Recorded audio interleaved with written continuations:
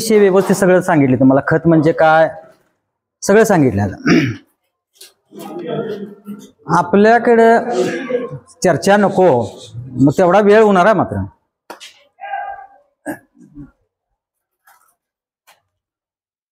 कारण तुम्ही आम्हाला 6 वाजता सांगितलं होतं, आम्ही बरोबर आलोय 5:30ला झालं. आम्ही इथं लेट झालं तुमच्याकडनंच, म्हणून आता हे लेट झालं. जगात जेवढी खतं औषधं सगळं आपल्याकडे आहे की नाही आता सध्या? सगळं आहे. खतं आहेत, औषधं आहेत, टॉनिक आहे, सगळं आहे. तरी पण उत्पादन आपल्याला सोसायटी भेटत नाही.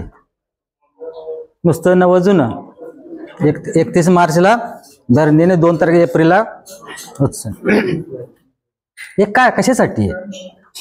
किती वर्ष झाले? आयुष्य गेलं. आपण दुकानात जायचं, दुकानदाराला विचारायचं एकराला किती, पंपाला किती, पंपाला लिहून द्यायचं तुम्हाला. हा अभ्यास आपला. हे काय कशासाठी आहे? त्याला कारण 3च आहेत फक्त. आता ते वेळ लावत नाही, मी लागले सांगून टाकतो. ऊस पिकाचा अभ्यास नाही, अजिबात नाही. बघ सुद्धा काही बोटावर मोजणे एवढेच.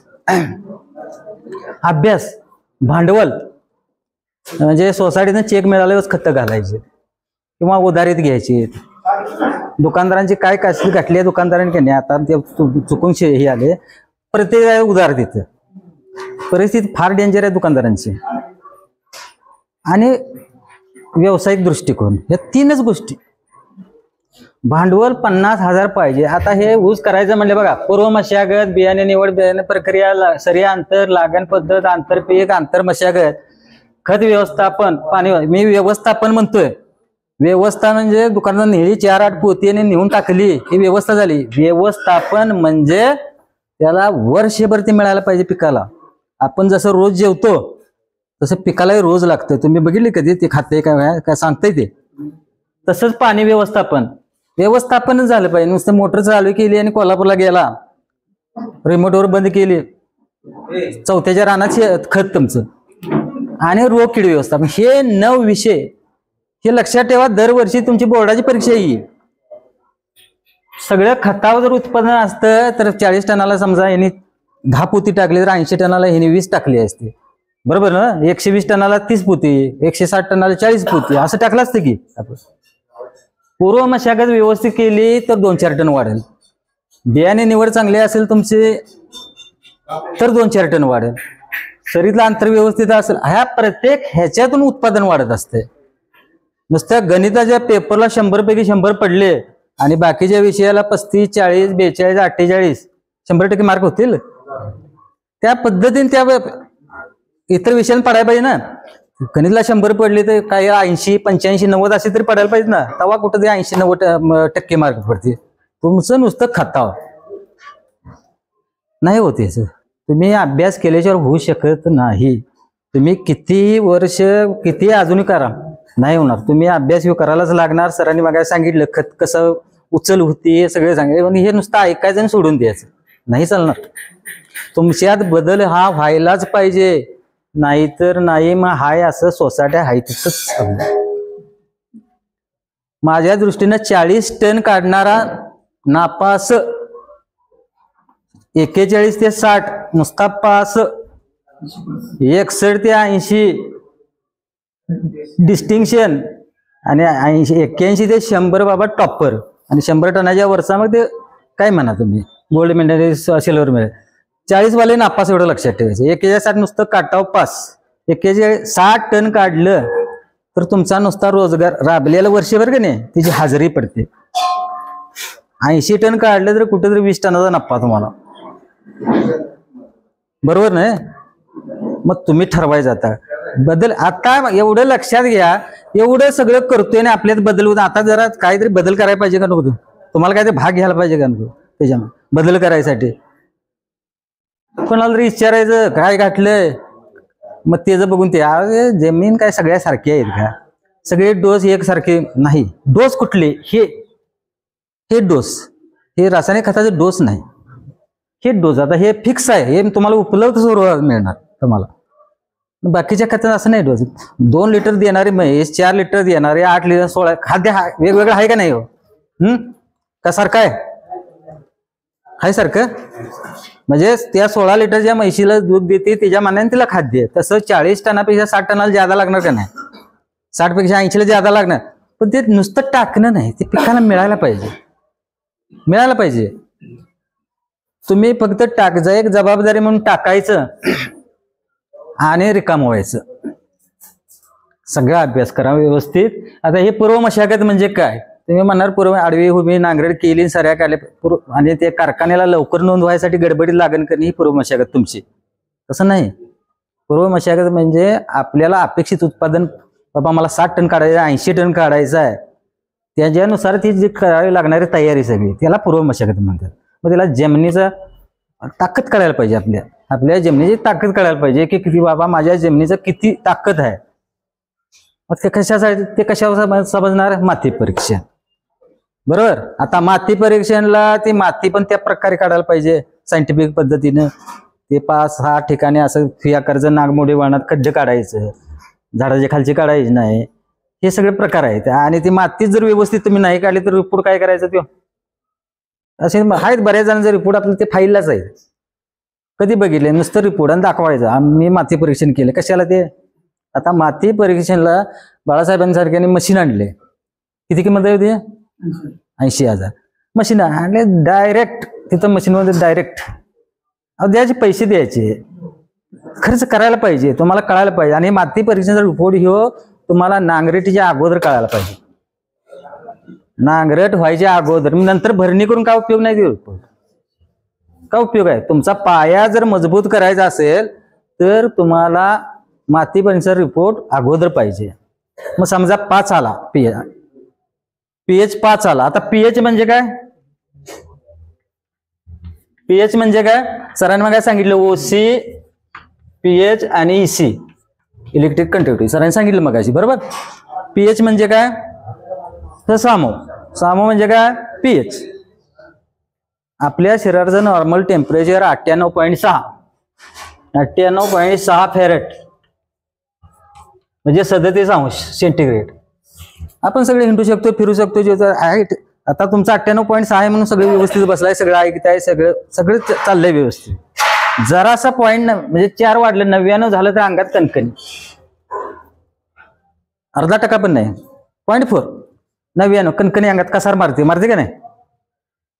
म्हणजे जेवण कमी आलं. 100 झाल्या जेवण 100% बंद, खाऊच शकत नाही. तसा जमिनीचा पीएच 6.5 ते 7.5 7च पाहिजे. हा जर झाला तरच पुढलं सगळं कारभार आहे. नाही तर किती खत घाला, नाही तर सायंटिस्ट आणून त्या बांधावर बसवा रात दिवस. तसं ओसी म्हणजे ऑर्गॅनिक कार्बन, म्हणजे जमिनीत किती आपल्या जमिनीत. आणि ह्या ओसीवर सगळं म्हणजे हे सगळं मेन ओसी ह्याच्यावर सगळं आहे.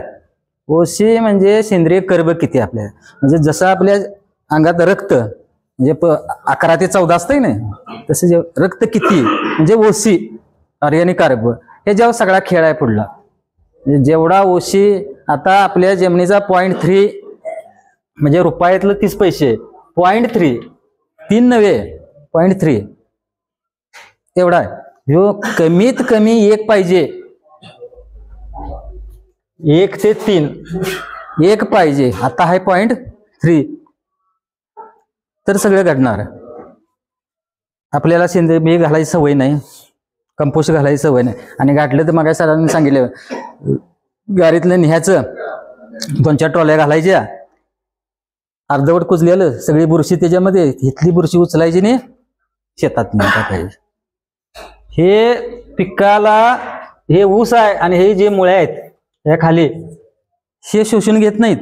हे सेक्शनच्या पाईप आहेत, सेक्शनच्या पाईप आहेत. म्हणजे फुटबॉल कसं असते, उडतं कोण पाणी? फुटबॉल. बरोबर ना? फुटबॉल हे सेक्शनच्या पाईप आहेत. ह्याला जे पांढरी मुळं नाजूक हे शोषून घ्यायचं काम करतं. तिथं बुरशी गेली इथनं उचलून तुम्ही नेऊन टाकलेली तिथं. आणि तुम्हाला कसं आहे, भरणीला टाकायची सवय आहे, गार उपसायची आणि तिथं नेऊन टाकायची. ती बुरशी ह्या मुळावणी गेली, तुमचा फुटबॉल बंद. काय घालून उपयोग आहे तुमचं खत? सरांनी कसं सांगितलं, कंपोस्ट कसं पाहिजे, चहा पावडर सारखं होतंय आपलं. हे गट्ट नेऊन टाकताय तिथे, करू नका तसं. उघड्यावर चांगलं मस्तपैकी कुजवा.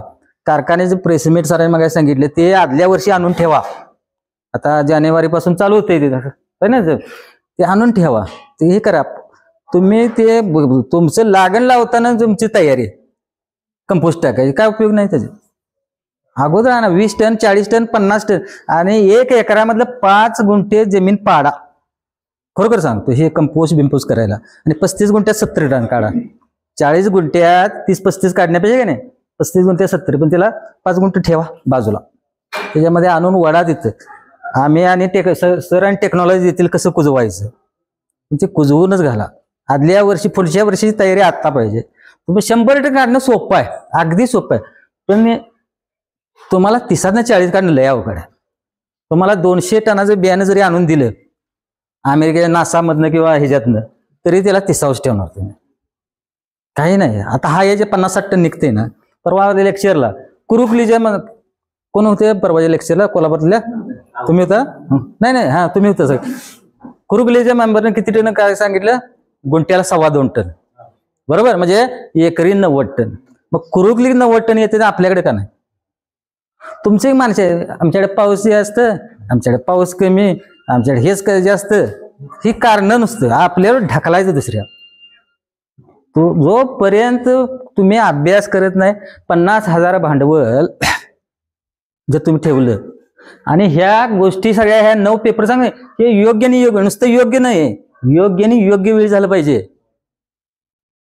आणि जर पैसे 50,000 असले आपल्याकडे तर होतील का नाही ह्या गोष्टी? जरा तरी बऱ्यापैकी होतील का नाही?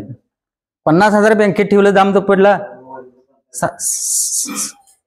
7-8 वर्ष लागत असतील दाम दुप्पटला. धरा 5 धरा, 7 वर्षात दुप्पट. म्हणजे 50,000ला तुम्हाला काय लाख मिळणार नाहीत, 50,000च मिळतात. म्हणजे तुमचे 50 आणि बँक किती घालणार? 50. म्हणजे वर्षाला किती झाले? 7,000. हे जर 50,000 इथं असते, एक 10 टन वाढणार का नाही? एवढं सगळे केलं तर प्रत्येकाने 1-2 टन वाढेल का नाही? मग 10 टनाचे पैसे किती झाले? 30,000. मग 7,000 बरे का 30,000 बरे? मानसिकता बदला तुम्ही. नाही होणार बा. बँकेत ठेवायचे पैसे आणि खत ते सोसायटीचे चेक, दुकानदारांना उधार बघायचं करू नका. तुम्ही हे बदल झाले, तुम्ही काही होणार नाही बघा. तुम्ही सांगतो, तुमचा बदल झाल्याशिवाय उत्पादन वाढणार नाही. अपेक्षित उत्पादन घ्यायचं असेल पहिला अभ्यास त्याच्यावर करा. भांडवल कुठल्याही व्यवसायाला मेडिकलचं जर टाकायचं म्हटलं तर असं चालेल का? उधार सगळे घेऊन चालेल का? नाही चालणार.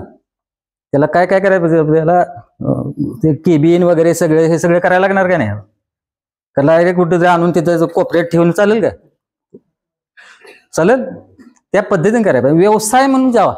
आणि मलाही माहित आहे एका वर्षात तुमच्यात बदल होणार नाही, आम्हालाही माहित आहे. पण सुरुवात तरी करा.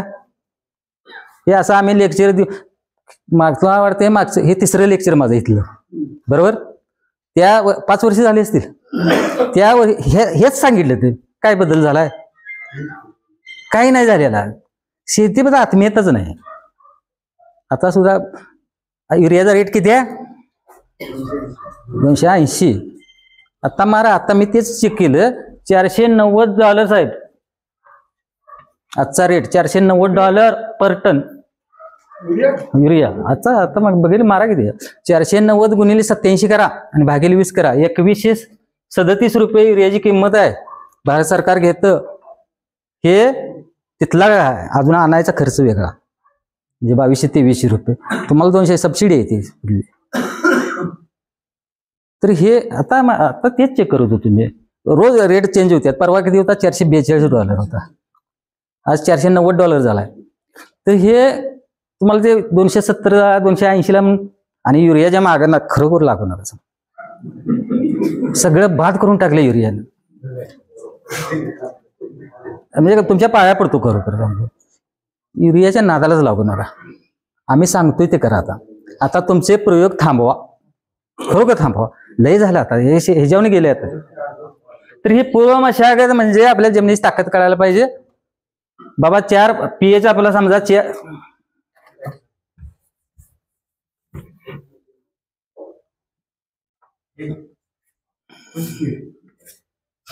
हे 1 2 3 4 7 8 9 10 म्हणजे 7च पाहिजे. जर कमी pH असेल तर वाढवायला पाहिजे आपल्याला, बरोबर. आणि वाढल्याला कमी करायला म्हणजे 8 9 म्हणजे तुमचं पाणी जिथं तुंबून राहते म्हणजे पाण्याचा निचरा होत नाही तो pH वाढला एवढं लक्षात ठेवायचं. आणि पाणी लगेच आत्ता दिले आणि लगेच निघून जाते pH कमी म्हणायचं. कमी म्हणून कंपोस्ट तेवढ्यासाठी महत्वाचं आहे. आणि कंपोस्ट का खताचं खत जे आपण टाकतो, आपण तांदूळ डायरेक्ट खात नाही, ज्वारी डायरेक्ट खात नाही, त्याला भाकरी करायला पाहिजे, तांदूळ शिजवायला पाहिजे, म्हणजे खाण्यायोग्य झाल्याच्यावर खाऊ शकत नाही. तसे DAP पोटॅश हे तांदूळ ज्वारी आहे, त्याचं अन्नात रूपांतर कोण करतं? जेवणी असणारं जीवाण. आणि त्यांचं काम झालं ते अन्न करायचं, पण ते जगायला पाहिजे, वाढायला पाहिजेत कंपोस्ट ऑर्गॅनिक कार्बन. म्हणून कमीत कमी तुम्ही जोपर्यंत 1 वर नेत नाही ऑर्गॅनिक कार्बन, काय पण करा, कितीही खत घाला, तुम्ही स्वतः एक प्रयोग करा. एक तर समजा 30 गुंठे आहे, 10 गुंठ्यात फक्त डायरेक्ट नुसती रासायनिक खतं घाला आणि 10 गुंठ्यात रासायनिक अधिक सेंद्रिय खतं घाला आणि 10 गुंठ्यात रासायनिक अधिक सेंद्रिय अधिक जैविक तिन्ही घाला. कुठलं उत्पादन येते बघा. रासायनिक अधिक सेंद्रिय घातलेलं आणि अधिक जैविक घातलेलं ह्यांचंच उत्पादन येणार. डबल घाला रासायनिक खतं त्याच्यापेक्षा, म्हणजे 10 गुंठ्यात रासायनिक खतं तिकडले घालण्यापेक्षा ज्यादा डबल घाला. अर्धा टन सुद्धा पडणार नाही 1 गुंठ्याला तुम्हाला. तर हे सगळा अभ्यास पाहिजे. ही पूर्व मशागत म्हणजे समजलं तुम्हाला, म्हणजे जमिनीची ताकद आणि मग तिचे बाबा कंपोस्ट किती घालायचं आपल्याला जेवढं शक्य होईल तेवढं कारखान्याचं आणावं. आदल्या वर्षी 5-50 टन आणून ठेवा. काय ज्यादा घातलं तर 100 टन एकराला घातलं तरी चालतंय. 100 टन घातलं तर जेवढं घालेल तेवढं चांगलं आहे. आणि मग तुम्ही ते सऱ्या सोडा. उगाच कारखान्याला गडबड म्हणून ते लागण करायची, काय उपयोग नाही त्याचा. समजलं काय? शंका? आता बियाणे निवड म्हणले की तुम्ही कसं 9-10 महिन्याचं असावं, लागणीचं असावं, बरोबर ना? हेच की तुमचे उत्तर. तर बियाणे निवड ती नाही, ही कसं बियाणे कसं असावं झालं. बियाणे निवड म्हणजे मी कुठल्या हंगामात लागण करणार आहे. समजा अडसाली आहे, साधारण आता काही लोक मेलच करतायत अडसाली. आता सर इकडे या भागात मेलच असते. तर अडसालीला लवकर पकवणारी जात चालणार नाही. 92 जर 0005 केली आपण लवकर पकवणारी जात, तर ती 12 महिन्यात तिची पकवता झाली, ती 13 महिन्यात तुटायला पाहिजे, तर तुमचं वजन भरणार. ते 14 महिन्यात गेलं लॉस होणार वजनात 5%. 15 महिन्यात गेलं तर अजून लॉस होणार. 16 महिने आणि 17-18 महिने तरी अडसाली तुटत नाही. त्याला कुठलं पाहिजे तर मध्यम उशिरा पकवताना म्हणजे 86-32 अडसालीला मध्यम उशिरा पकवणार. 14 महिन्यात ती पकवते, 15, 16, 17, 18 महिन्यापर्यंत म्हणजे तेवढी ताकद आहे तेवढे. त्याला म्हणायचं बियाणे निवड. मग ते कसं असावं? लागणीचं असावं. डोळं 9-10 महिन्याचं म्हणजे ज्या पेरात साखर असते तिची उगवण नाही. शेंडकांडी कशी उगवते? बरोबर ना, कारण साखर नसते. लक्षात आलं ह्याला. आणि प्रक्रिया कशासाठी? तर बाळ जन्माला आल्यास BCGचा डोस असतो की नाही, म्हणजे नंतर गोवर धनुर्वात 6 महिने 6 डोस फिक्स असतात. बाळ आजारी असतं का ते त्या रोगाला भविष्यात ते बळी पडू नये म्हणून म्हणजे ते डोस असते. तसं करपा तांबेरे वगैरे इतर रोगाला ते बळी पडू नये म्हणून आपण बियाणे प्रक्रिया करायची. मग 22T म्हणा, तुमचं बुरशीनाशक एक, कीटकनाशक एक. पण ते पण कसं होतंय तुमचं, ते नुसतं आपलं ठेवायचं, बुडवायचं, लावायचं आणि 10-15-20 मिनिटं औषध जायला पाहिजे त्याच्यामध्ये. तुम्ही थांबा, हाय तयारी आहे तुमची, त्याच्यावर करूच नका. ते 15-20 मिनिटं कमीत कमी ते बुडून राहिलं पाहिजे. तुम्ही कसं करताय, तिथं भांडे घेताय, बुडवायचं आणि तिथल्या तिथं लावायचं, काय उपयोग नाही. ते नुसतं आपण केली केली म्हणायला केलं. बरोबर. आता सरी अंतर जोपर्यंत मी 6 फुटावर येत नाही, 6 फूट, मी अजूनही सांगतोय 5 फूट पण म्हणत नाही, 6 फूट, 3 फुटाची सरी मधले एक गॅप, तर तुम्ही उत्पादन मागूच नका. बाद झालं तुमचं प्रयोग आहे. आमची आहे की 4.5 झालं 4.5 फूट. लोक 8 फुटावर 150 टनावर गेलीत. मी आता ज्या भागात काम करतोय 150 टन, 135 टन. तुमच्या डोक्यात कसं आहे, उसाची संख्या काही उपयोग नाही. आता तुम्ही लागण लावताना दोन डोळ्याच्या टिपऱ्याच ना, किती 10,000 आपण 10,000 धरू चला. 10,000 2 घालते ते. आणि तुमची लागण कशी त्यावेळी पाय देत आहे का नाही, 2 डोळे, एक डोळा खाली आणि एक डोळा तिथंच बंबाला सगळं ते उगवणीचं तुमचं. हा येतोय ते असा खालना असावं, असा वाकडा. होय. मग त्याला ताकदलंय. मग 20,000 तुमचे डोळे उगवण एक आता जरी केलं तरी काय 80-85% होते उगवण. थंडीच्या दिवसात गेलं तरी अजून खाली येते. डिसेंबर जानेवारीला उगवण एकदम कमी आहे, 70%, 65% असं असते. 20,000 डोळे, त्याला समजा पहिल्या 1.5 महिन्यात एक 10-12 फुटवे असतात तुमचे.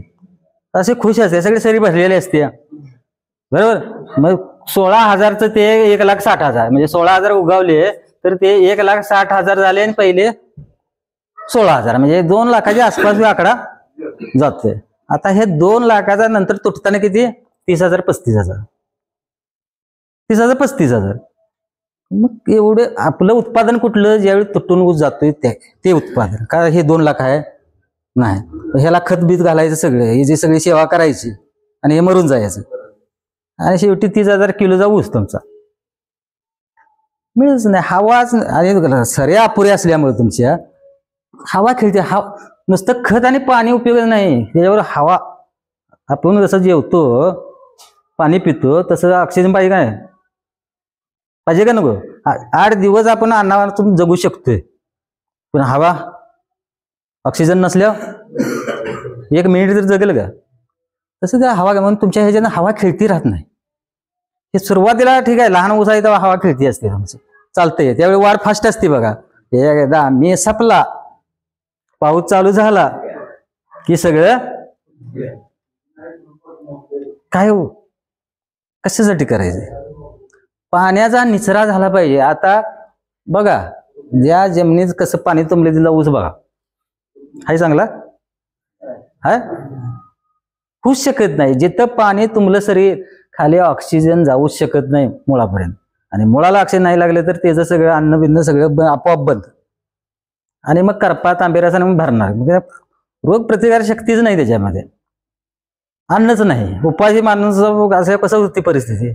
आपण आपलं जावं ते बघाय, आणि त्यात तुमच्याकडे आणि सारे आडव्या काढायची आणि सवय आहे ती, तिनं पाणी तुंबतंय. पण आडव्या सरे असल्यामुळं ज्यावेळी ऊस मोठा, आडाच म्हणते ना, आडव्या सरे असल्यामुळं मोठा ऊस झाल्यानंतर जी जाईल, जरा तरी जाईल, ती हवा तिथंच तटते. तुमच्या सरीत हवा खेळते. तुम्हाला एखाद्या रूम मध्ये असं की नाही 5 जण असे डांबून ठेवलीत, काय नाही, सगळ्या खिडक्या बिडक्या, किती मीटर राहणार त्यात, हा कोणता, मग तिला कोणतडत नाही. सगळा विचार करायला पाहिजे. नुसतं खत विचार न्यायचं, जरा असं काहीतरी डावं झाले की दुकानदार जायचं, कुठला रोग येऊ, रोग कुठलं त्याला खायला मिळणार झाले. म्हणून अभ्यास असल्याशिवाय काही उपयोगाचं नाही. कधी शिकायचं, इतकं आयुष्य गेलं तरी प्रत्येक विचारायचंच. तणनाशक मारायचं, टॉनिक मारायचं, दरवर्षी मारताय तणनाशक, तरी डेफिनेटली मारताय. बरोबर. मग ते जाऊन विचारायचं दुकानदाराला, पंपाला किती घालू आणि कुठलं तणनाशक. तण काय 1000 प्रकारचे आहेत, ते 30 उगवतात. एक अगरवून 3 रुपयाचा पेपर घेत जावा, सांगतो तुम्हाला. 3 रुपयाची बाबा राहू दे, नाही तर तिघात एक घ्या जावा, ते 3 रुपये ज्यादा असलं तर वाची जाऊ दे. माहिती मिळते सगळी. अॅग्रोवन युट्यूबला सगळं शेतीबद्दल आहे सगळं. आता यशोगाथा, ऊसाच्या यशोगाथा, भरपूर शेतकऱ्यांचा अनुभव हाय, बघायला सवड आहे तुम्हाला. हे केल्याशिवाय होणार नाही. मी सांगतोय, अजूनही सांगतो, तुम्ही खत आणि औषधावर ह्याच्यावर अवलंबून राहणार. काय होणार, हीच परिस्थिती होणार बा. तुमच्यात काहीतरी जरा बदल केल्याशिवाय घडणार नाही, एकदम होणार नाही. मलाही माहित आहे, आम्हाला काय सांगायला फुकटचं जाते. तुम्हाला बदल हे करावा लागणार. इथं काय झाले माहिती आहे का, 50 टनवाला 40 टनवाल्याकडे बघते, माझा भारी आहे त्याच्यापेक्षा. 40वाला 30वाल्याकडे बघते, माझा भारी आहे. तुम्ही अडकून तिथं पडलाय सर. तुम्ही 50वाल्यानं 60-80 वाल्याकडे बघायला पाहिजे. मी केव्हा जाणार तिथं.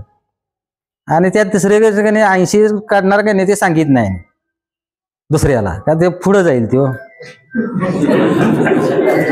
आणि ही परिस्थितीच आहे. ते सांगित नाही काय केलेलं, ते उलटच सांगणार. त्यानं टाकलेलं सांगणार नाही, ते उलटच सांगणार. ते अजून खाली कसं जाईल ते. आहेच, हे सगळीकडेच आहे असं. उलट सांगा. त्याच्यापेक्षा माझ्यापेक्षा त्याला जर जास्त भीत असेल की नाही, तर तुमच्यात अजून ईर्ष्या यायला पाहिजे. राग येत नाही ना, यायला पाहिजे राग. चुकीचं राग यायला पाहिजे, माझा राग यायला पाहिजे. त्याशिवाय बदलून गोड बोलून कोण नाही. आता साहेबांनी सुद्धा आपल्या खताचं घ्या काय सांगितलं, भट्टी स्वतः लावा. आमचं कधीही बघा, तुम्ही स्वतः तज्ञ 100 वेळा आम्हाला विचारू नका. किती जणांनी, आम्ही तर किती जणांनी सांगणार, किती जणांनी सांगणार. हाही शक्य प्रत्येकाला जाऊन हे सांग ना. आता आमच्या ग्रुपमध्ये जवळजवळ 50,000 लोक आहेत. जर रोज फोन 50 घेऊ शकतो माणूस का, नाही घेऊ शकत. तुम्ही खरोखर अभ्यास करा. तुम्हाला बदलायचं असेल की नाही, तुम्ही शिक्षण तुमचं झाल्याशिवाय तुम्ही बदलू शकत नाही. प्रत्येक वेळी कोण सांगणार, आणि सांगितलं तर ते खरं किती आणि खोटं किती, बरोबर ना. तुम्ही स्वतः अनुभव, स्वतः प्रयोग तुम्ही करा. तर सरीतला अंतर हे 6 फूटच पाहिजे. हवा खेळते. आणि किती आपल्याला ऊस स्क्वेअर फुटला 1 पाहिजे. एकर 43,000 स्क्वेअर फूटचा, बरोबर ना. 43,000 आपण 40,000 धरूया हिशेबासाठी. 40,000 हे करायचं 6 फुटानं आपण 2 फूट 6 बाय 2 बरं, एक रोप. आणि रोपा होऊया. आणि रोप बी कसं आहे माहिती आहे का, ते फोन करायचा, त्यानं सांगायचं 2 रुपये, मग तुम्ही म्हणा 1,70 देणार का, हे काय 20-30 पैशासाठी. किती पैसे जातील हो, 20 पैसे ना. 5,000 रुपयांचं 1,000 रुपये. 1,000 रुपये कसं आहे, रोप कशी पाहिजेत, तुला 3 रुपये देतो म्हणायचं, 2.5 रुपये देतो. पण स्वतः जायचं तिथं, माझं दाखव, माझं एका साईडला लाव म्हणायचं. का पैसे ज्यादा दिले लावणार नाही. जायचं आधीमध्ये 2-4 खेपा घालायचे तिथे, आपली रोपं कशी आहेत बघायला. हे केलं तर ते रोप लावायच्या आदल्या दिवशी फोन करणार त्याला, पटवून दे, ते जण नडले तुम्हाला भारी द्याला. मी काय सांगितलं बघा, बियाणं चांगलं असेल तर उत्पादन वाढ. बियाणं समजा बाद झालं, काय करा, खत औषध घालून तर काय उपयोग आहे त्याचा. गाणं बघा, ही सगळ्या गोष्टी पूर्वमाशा चुकली की सगळे पुढं काय बी करा तुम्ही, तुमचं मार खाईतच येणार तुम्ही. तर तुम्ही 6 बाय 2 वर 12 स्क्वेअर फूट 40,000 भागिले 12 किती, जरा काय कॅल्क्युलेशन वर का. त्याच्या आधी सांगतो बघा, कुठल्याही गोष्टीचं बेसिक नॉलेज पाहिजे, म्हणजे पायाभूत ज्ञान पाहिजे. उत्तर नुसतं नको आहे. उत्तर कसं आलं, 13,312 भागिले 23 म्हटलं तर लगेच कॅल्क्युलेटर धर ना, कॅल्क्युलेटर उत्तर येणार की त्याच्यावर. पण उत्तर कसं आलं, 23चा पाडा यायला पाहिजे, भागाकार यायला पाहिजे आपल्याला, तेव्हा उत्तर कसं. म्हणजे उत्तर युरियानं हिरवगार होतंय, उत्तर झालं. युरियाची प्रोसेस काय, युरिया टाकला किंवा अमाइड स्वरूपात असतो, त्याचं लगेच टाकल्या लगेच अमोनिया गॅसमध्ये होतं रूपांतर, 60% उडून जातो. आणि तिथून पुढं तुमचं ते जर मातीआड असला तर थोडाफार वाच, 45 किलो युरियातलं 5 किलो पण युरिया लागत नाही तुमचा. एक सत्य पैसे गव्हर्नमेंटनं 45 किलो उगच केलेलं नाही ते, कारण त्यांना माहिती आहे 50 किलो जरी टाकला तेवढाच लागतोय, आणि 45 किलो लागला ते निदान 10% चलन तरी वाचलं. आणि अजूनही तुम्ही खरोखर युरियाला पर्याय आता नॅनो युरिया, तुम्हाला वाटते ते दुकानदाराने हे दिले लिंकिंग. नॅनो युरिया अतिशय 1 पोतं युरिया टाकण्यापेक्षा नॅनो युरियाची ती अर्धा लिटरची बाटली फवारा. का? एक तर युरिया हा लागतच नाही आणि जमिनीला तडाखा, कारण युरियासारखं घातक विषारी काही नाही. नॅनो युरिया तेवढाच लागतो. नॅनो याचा अर्थ काय?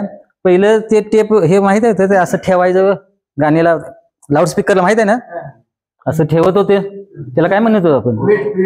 हा, प्लेटा होत्या एवढे, ताटा एवढी प्लेट, गाणी किती 5-6 गाणी त्यात. त्यानंतर काय आलं? टेप रेकॉर्ड, कॅसेट आलं, त्याच्यात गाणी किती? इकडे 5 तिकडे 5, 10. त्यानंतर आलं सीडी, 70-75 गाणी एवढ्या सीडी मध्ये. त्यानंतर आलं DVD, 250-300 गाणी एवढ्यात. आता मायक्रो कार्ड आले, 10,000 गाणी बसते एवढे बसते का नाही? 256 GB असलं तर 10,000 गाणी बसतात, एवढे दिसत बी नाही. म्हणजे आकार लहान झाला पण व्हॉल्यूम मोठा केला, त्याला नॅनो म्हणायचं. तसंच एका पोत्याची युरियाची ताकद अर्ध्या लिटर मध्ये आहे. तुम्ही ते लिंकिंग म्हणून हे करू नका. ते पोती युरियाची टाकण्यापेक्षा ते फवारा आणि नॅनो DAP. आता तुम्हाला सांगतो खताच्या ह्याच्या व्यवस्थापनामध्ये 10-26-26 मग सरांनी सांगितले त्याच्यात फक्त ऍड करतोय. फक्त 10-26-26 NPK 100 किलो ज्यावेळी घालतो आपण, 10-26-26 बघा, 10-26 100 किलो म्हणजे 10 किलो नत्र, 26 किलो स्फुरद आणि 26 किलो पाल. आता ते पोत्यावर कधी बघितले का? ह्या पीच्या खाली लिहिलेलं असते P कंसात T26, P कंसात CS 26 आणि P कंसात WS 22. आहे का नाही पोत्या? कोणी बघितले पण असते ना. याचा अर्थ काय? अर्थ काय कधी घेतलं? सांगितलं तुम्हाला? ह्याचा अर्थ काय? PT म्हणजे टोटल. ज्यावेळी 100 किलो टाकताय तेव्हा टोटल स्फुरद 26 किलो टाकला जमिनीमध्ये 26 किलो टाकला. त्यातील जर तुमचा सेंद्रिय कर्ब व्यवस्थित असेल, तर 26 किलोच्या 26% किती झालं? चौथा भाग. 26 किलोचा चौथा भाग 5 किलो. 5 किलो पिकाला. आणि मी अजूनही सांगतोय, आणि हे मुजलं तर हा कदम आणि सेंद्रिय कर्ब चांगला असला तर आपली काय परिस्थिती आहे बघा. आणि त्या 22% वॉटर सोल्युबल, म्हणजे हे 5.5 आणि हे 5 किलो, म्हणजे 12.5 किलो. 26 किलोतला 12.5 किलोच मिळणार, त्याच्यावर नाही. सायट्रिक सोल्युबल म्हणजे जमिनीत जे जीवाणू असतात जे लिंबांबला सोडतात त्यात विरघळणं, आणि पाण्याबरोबर 22%. मग आता मला सांगा,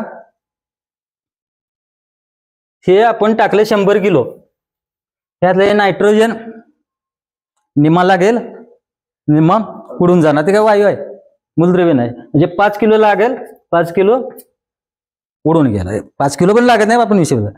हे 26 किलोला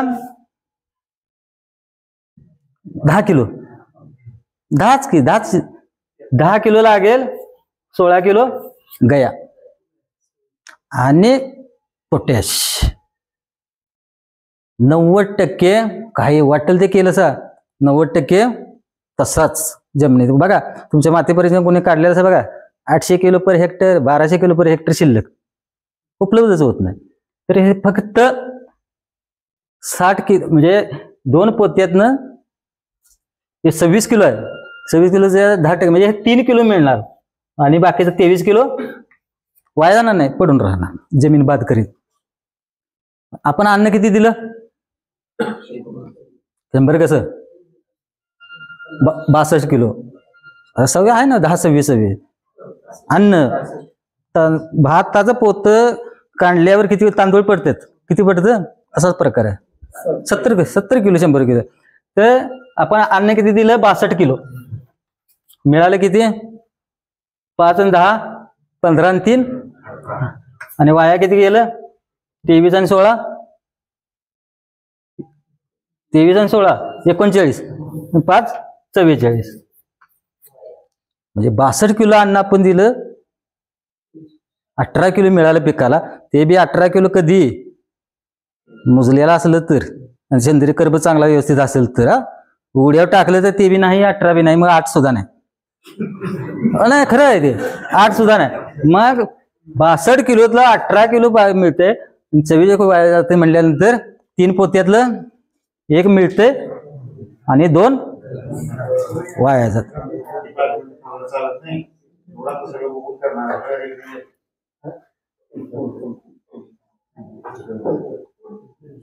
म्हणजे 3 पोत्यातलं 1 पोतं लागते ने 2 किलो वाया. मग त्याच्यापेक्षा 2 पोती घालून 2 पोती कशी लागेल हे बघणे. बरं, आता ह्याच्यात अजून एक गंमत आहे. जर DAP वापरलं 1840 तर DAP 86% लागते. पोटॅश नाही आलं तर गंमत आहे. पोटॅश आला की ही अवेलेबिलिटी कमी आली बाबा ती. म्हणून DAP मेन ओरिजिनल खतं कुठली? युरिया. ह्याला नाव काहीतरी आहे, potash, muriate of potash sulphate नाव आहे त्याला. 20-20 ammonium phosphate sulphate, MAP monoammonium phosphate, ह्याला नाव आहे. ते 10-26 हे मिसळून DAP पोटॅश मिसळून 10-26 100 किलो म्हणजे किती? 56 किलो DAP 46 किलो पोटॅश मशीनवर मिक्स करून तुम्हाला दिलेलं असते. 18-18-10 25 kilo urea, 40 kilo DAP, 17 kilo potash, 82 kilo झालं. त्याचं 18 किलो बाकीचे पेंड वगैरे इतर मिक्सिंग असते. तर हे ओरिजिनल खत. तर हा असा प्रकार आहे आणि ह्याच्या सोल्युशन हे आहे. फॉस्फेट यांचं 10 पॉईंट कसं आहे? 10.45 ना? 10%. हा 10%. आणि हा तयार मध्ये हे टाकल्यानंतर महिन्यानं लागायला चालू. तर 10% म्हणजे एका पोत्यातनं 50 किलोचे 5 किलो मिळणार. आणि मग 10-26 किती मिळायला सांगितलं? 5 किलोच. बरोबर ना? फॉस्फरस 5 किलो म्हणजे 1400, 1500, 1600 रुपयाचं पोतं 5 किलोच. आणि ह्या एका पोत्यातनं 5 किलो. आणि सुरुवातीला फॉस्फरसची गरज आहे मुळांची वाढ होण्यात. ऊसाचं अवलंबन कशावर उत्पादन? एक तर मुळांची भरघोस वाढ, निरोगी भरघोस वाढ, फुटव्यांची संख्या, त्याची जाडी, पेराची संख्या आणि लांबी, आणि सतत हिरवेगारपणा एवढ्या उत्पन्न अवलंबून आहे. माझ्या ऊसाचे पेरं आहेत 48-42. हा एवढी काय करायची? ती एक हित बसायला पाहिजे किंवा एकटीच असली पेरं पाहिजेत. असते ती एवढी आणि सांग 42 पेर आहेत. आणि हे करायसाठी खत व्यवस्थापन हे सुरुवातीला तुम्ही बिनधास्त घाला. कारण मी स्वतः वापरलेलं आहे. माझे काही ठराविक मित्रांनी फेब्रुवारीमध्ये दिले. मी 62 पोती नेले साहेब तुमच्याकडनं. एका ठिकाणी 50 आणि एका ठिकाणी 12. कागलमध्ये बेलवड्याला 12 दिले आणि कोतुल 50. उत्कृष्ट लागलच चालूच गाठल्या. आणि रासायनिक घालायलाच पाहिजे. म्हणजे हे संपलं की ते चालू होते. कारण 1 महिना तरी लागते त्याला ती रासायनिक खतं उपलब्ध व्हायला. तेव्हा पहिला डोस, आता साहेबांनी डोस जे काही दिले असतील ते तुम्हाला दिले नाही सगळे त्या पद्धतीने. आणि तयार भट्टी खत त्याच्यात नुसतं फॉस्फरस नाही, सगळेच आहे त्याच्यामध्ये. म्हणजे नत्र सोडून आणि सल्फर या 2 गोष्टी. अमोनियम सल्फेट वापरा. म्हणजे अमोनियम सल्फेट तुमच्या डोक्यात काय? अमोनियम सल्फेट पावसाळ्यातच, होय की नाही? सुरुवातीपासून वापरा अमोनियम सल्फेट. आणि भट्टी खत जर वापरलं 1 टनभर भट्टी खत आणि त्याच्या जोडीला अमोनियम सल्फेट, काही बघायची गरज नाही.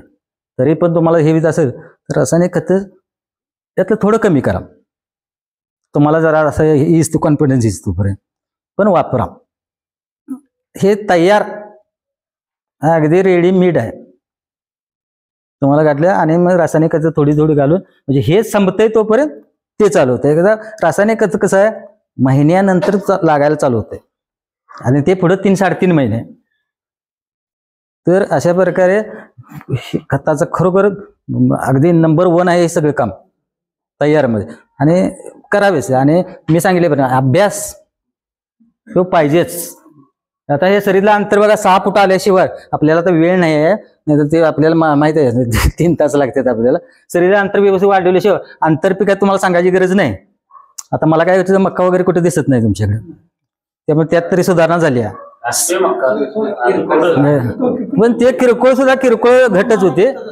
हा, पण 4.5 फुटाच्या ह्याच्यातनं बाहेर पडा तुम्ही. बंदास मी आहे, मला कोणी बी 10-20 गुंठ द्या, तुमचं 1 गुंठ 1 टनानं पडतंय ना अवरेज, 1 टनानं पडतं की नाही. ते 10 गुंठ दिले, 10 गुंठ नाही, त्यात 9 टन जर झालं, 9 टन उत्पन्न झालं तर 1 टनाचे पैसे मी देतो. आणि जर त्याच्यात जर 20 टन झालं तर मला 5 टन देणार काय? हा, मला काय नको बाबा, तुम्ही ते यातनं बाहेर पडा गंगा 40 टनाच्या. आणि खत व्यवस्थापन झालं, आंतरमशागत वेळेवर करा, हे सांगायची गरज नाही. म्हणजे गुडघाभर तण वाढत तर थांबू नका, सुरुवातीपासून व्यवस्थित करा.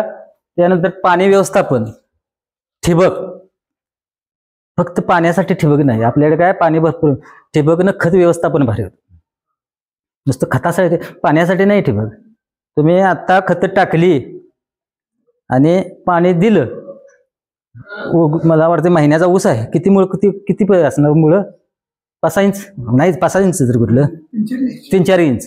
आणि रान निचऱ्याचं असेल तर पाणी कुठंपर्यंत? खाली 2-3 फूट. खत कुठं? तिथं काय कशाने घेणार ते?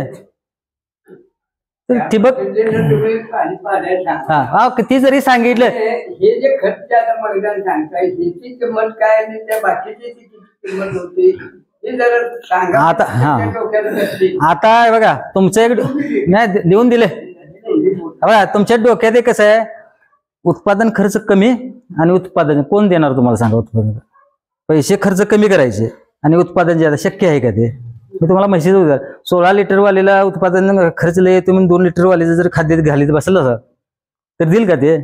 साधा आहे बा. 40 टन 60 टनाला ज्यादा खर्च होणार, 60-80ला ज्यादा खर्च होणार, पण ते नुसतं घालून उपयोग नाही.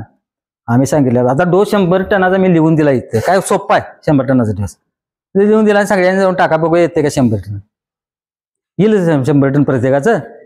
नाही येणार. परत जमीन वेगळी, काळवाड जमीन, नदीरांची जमीन, जमिनी फरक आहे, सगळ्या ह्याच्यावर फरक आहे. त्यामुळं तुम्ही होत नाही तर मग आहे तिथंच. तर हे तुम्ही झालंच पाहिजे. आणि एक कृपा करा, पावसाळ्याच्या अगोदर गणे, सुरुवात व्हायच्या अगोदर माझ्या रानात पाणी कसं थांबणार? आता जिथं तुमचे पूर येतोय तिथं काय चालणारच नाही कोणाचं काय, पण बाकीच्या रानात बाबा कसं पाणी निघलं पाहिजे. नाहीतर थोडं पावसा म्हणजे नोव्हेंबरला लागण करायची, मे एंडपर्यंत ऊस चांगला आणायचा आणि मग ते पावसानं त्याची वाट लागायची. हे जरा वाईट काही नाही, म्हणजे काय चूक तुमची नाही आहे, पण चूक तुमचीच आहे. त्याचा निचरा व्हायची तुम्ही व्यवस्थाच करायला पाहिजे. नाही तर काय त्याचे औषध नाही, पाणी तुंबलं की विषय संपला. नोव्हेंबर पासून ऊस चांगला आणून सुद्धा काही उपयोग नाही. तर हे सगळं व्यवस्थित झालं पाहिजे. रोग कीड शेवटचा विषय, रोग कीड म्हणजे पीक आजारीच पडू द्यायचं नाही. म्हणजे आजार पडल्यावर पीक आपण पंप घेतो की नाही पाठीव सांगा, त्याच्या अगोदर प्रिव्हेंटिव्ह काम झालं, त्याच्या अगोदरच मारायचं. करपा तांबेरा म्हणले की सुडोमोनास, मी सांगतो तुम्हाला कुठली कुठली ते सुडोमोनास अगोदरच मारून ठेवायचे. 2 फवारणी झाले करपा तांबेरा आजी बिलकुल येणार. होमनी तुमचे मेन तुमचं होमनीच आहे, होमनीला आम्ही दिलं होतं इसने व्हीव्हीएम, फर्टिशियम, बिवेरिया आणि मेटारायझम तिन्ही कॉम्बिनेशन व्हीव्हीएम, ते सकाळीच तुम्ही आठवण काढलीचा म्हणून आधी 100% हुमणी आहे म्हणल्यानंतर का नाही व्हीव्हीएम 1 लिटर लागण करतानाच मध्ये 3 महिन्याने एकदा आणि परत 3 महिन्याने एकदा असं 1 लिटर दिलं सर, बिलकुल हुमणी येत नाही. तुम्ही जे औषधं रासायनिक वापरताय का नाही ते हुमणीच्या पोटात जायला पाहिजे होते. हुमणी पाहिले 4-5 फुट तुमचं औषध कुठलं वरले पहिल्या थरात.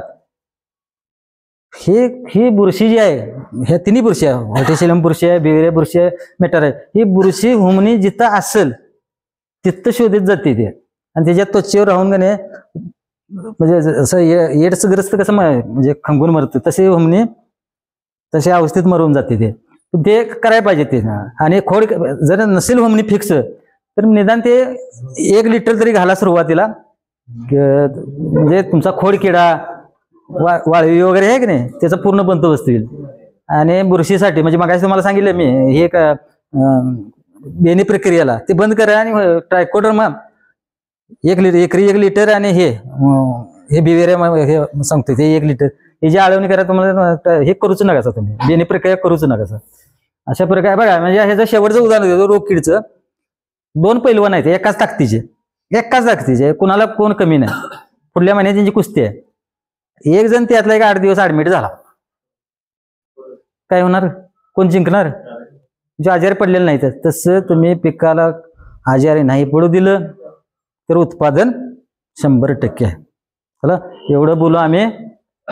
धन्यवाद.